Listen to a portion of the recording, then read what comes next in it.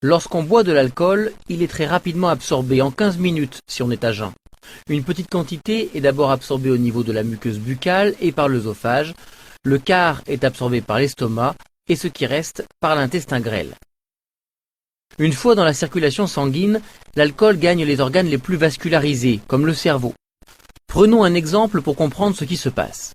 Quand nous sommes stressés, il existe un mécanisme naturel qui va nous calmer. Vous allez voir deux neurones et leurs synapses, l'espace qui les sépare. Le neurone de droite doit dire au neurone de gauche de se calmer. Pour cela, il va produire un messager chimique en blanc. Ce neurotransmetteur se fixe sur les petits canaux pour les ouvrir. Cela permet au chlore, en bleu, de rentrer dans ces canaux et de calmer l'activité du deuxième neurone. Le cerveau se calme. Quand on consomme de l'alcool en rouge, il se fixe sur les canaux et les ouvre davantage et plus longtemps.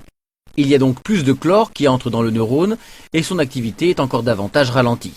Le temps de réaction est donc augmenté, la concentration et l'acuité visuelle sont diminuées, le champ visuel se rétrécit. À long terme, la consommation chronique d'alcool dégrade la fonction de différents organes.